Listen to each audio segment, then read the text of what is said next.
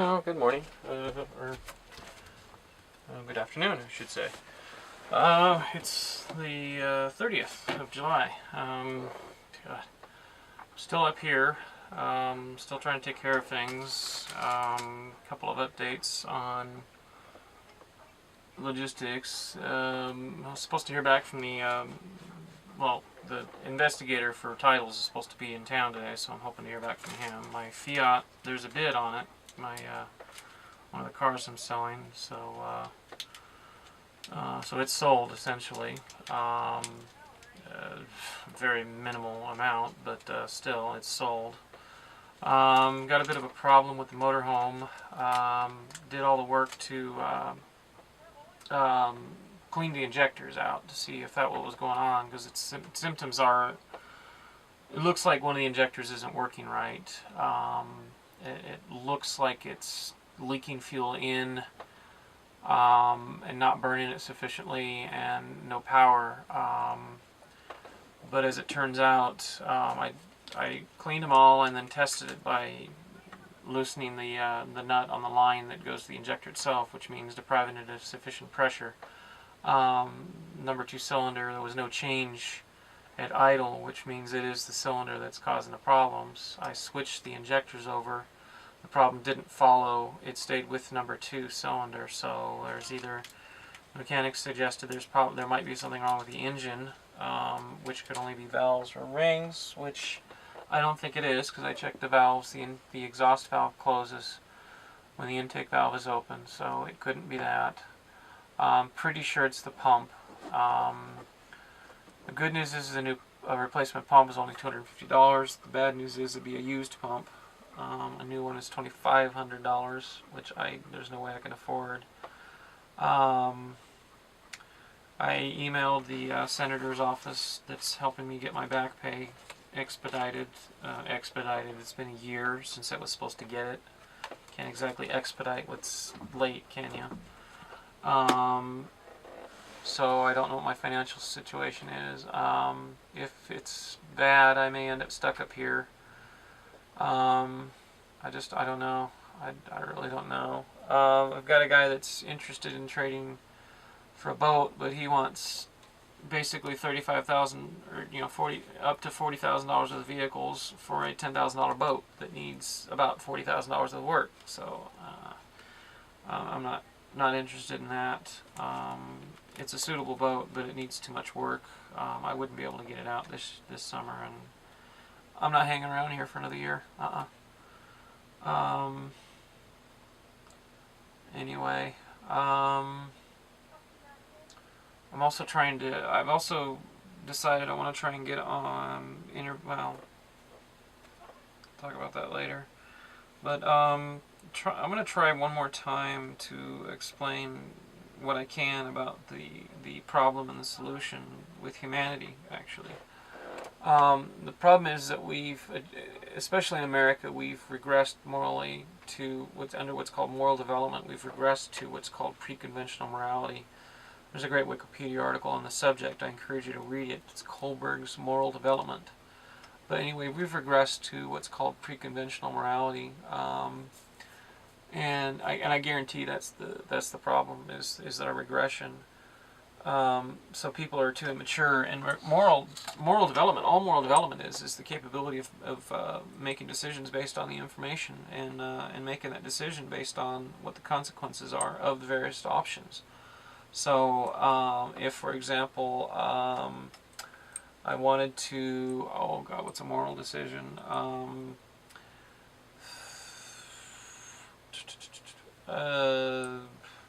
Anyway, it's decisions that affect others, that have the potential to affect others and yourself. And all moral development is the development of the process of thinking these things through. Most people, and I didn't realize this because I always think everything through, but most people, yourself almost certainly included, at least some of the time, don't think things through, at least not to completion. I'm capable of thinking things through to absolute completion. I am post-conventionally moral. So when I make decisions, I consider the consequences, not only the immediate consequences to myself, but the long-term consequences to myself, both directly and indirectly, because if I make a decision that affects others, that decision will eventually affect me again. So it's basically coming full circle. If I do this, what's going to happen to others, or to me in the near future, what's going to happen to me in the long-term future, what's going to happen to others, how is that going to come back and affect me? Do I go out this weekend and ride my ATV in a mud bog that I've made illegally in a wilderness area or a U.S. Forest Service forest? Well, will it immediately affect me? No. No, I won't get in trouble, which is moral development, or pre-conventional development. The decisions are, will I get in trouble? That's the only basis of your decisions. Most Americans' decisions. That's why people who go out and mud bog on ATVs do what they do, because they don't consider the consequences. They only consider the immediate consequences in terms of, can they get in trouble for it. So what is a morally developed response? Well, the further you develop, the further you look.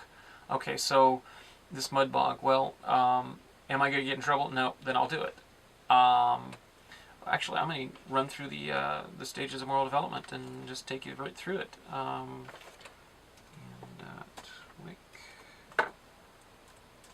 So in pre-conventional morality, you're only concerned with immediate consequences. Well, here's a good description. Level 1, pre-conventional, obedience and punishment orientation. How can I avoid punishment? Do I do this? If I do this, will I get in trouble? Or can I get away with it, actually? Which is all your fundamentalist, conservative types that just want to avoid the morality at question. Can I get away with it? Self-interest orientation, stage 2, what's in it for me, paying for a benefit? Well, I want to do this, it's fun, but it's going to get my ATV muddy. I might get in trouble, but I doubt it. I can find a way around that.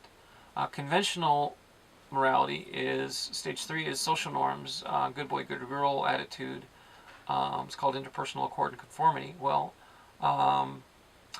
let's see, most people in the area don't like mud bogging, so I shouldn't do it. Law and order morality, stage 4, also conventional. Well, it's against the law, so I shouldn't do it. And I won't. Post-conventional morality, social contract. Well, it's not good for other people, so I won't do it. Universal ethical principles. That's kind of where I'm at. Actually, I'm beyond that. Is it a good thing to do? Well, when you look at these levels, you're looking at orientation. The lower the more maturity, the more in yourself your orientation is. Stage 1, well, it's all about me. Stage 2, well, it's about my self-interest. What's good for me, and are there immediate consequences from others around me?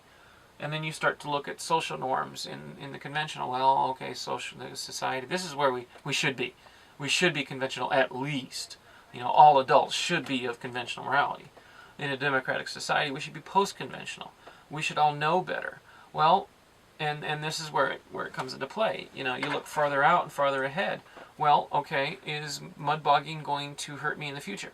Well, the only way to tell that is to look and see what those consequences are. Okay, I go out and mud bog. I'm not getting in trouble because I've figured out a way around that. But there is a possibility I could. So that's something I consider. It's wrong. Well, why is it wrong? Why is it against the law? Okay, well, I have to consider, what am I doing to the forest? Oh, wow, okay, so this is going to take some time to heal. Well, that doesn't affect me. Well, does it? If a forest, even if it's just an acre of forest, is partially damaged, there could be immediate. It could be immediate, well, not immediate, but intermediate consequences. No trees available, cost of firewood, cost of home construction would go up, blah, blah, blah.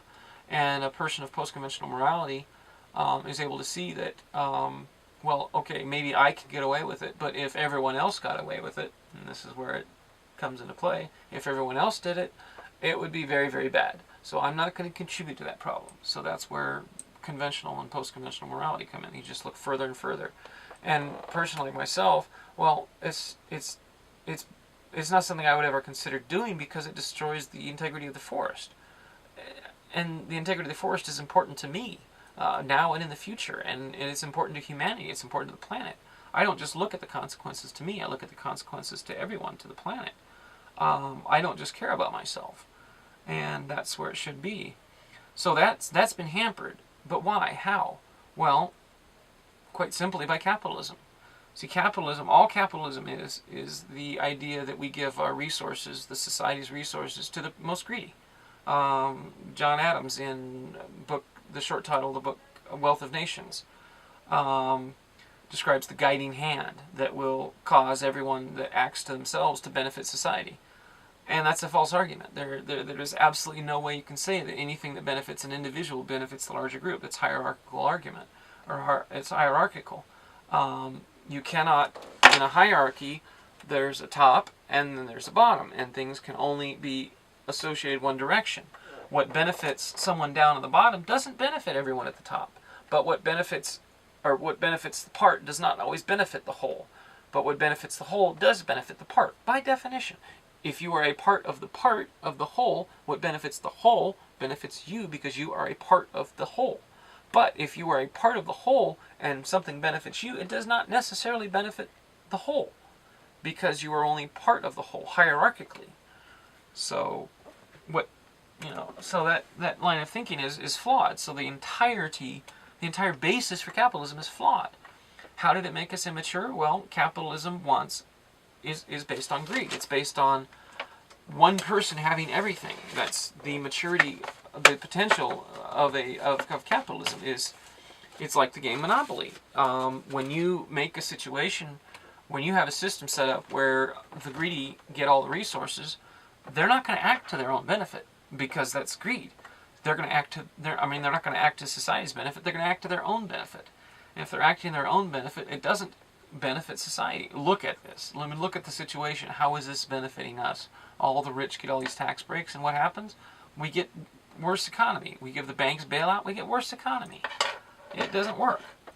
And capitalism knows this. Capitalism is a system. It's a system we put in place to take care of our needs. It doesn't work. It's flawed logically. The only way capitalism can work is if there are unlimited resources, which there are not. We have finite resources, and we've given what little resources we have to the rich, and all they want is more. And if we've given it all to them and they want more, what else is there to give besides the only other resource out there, which is our labor? So when all of the resources are tied up, they want more, they have to use labor. Labor is a resource.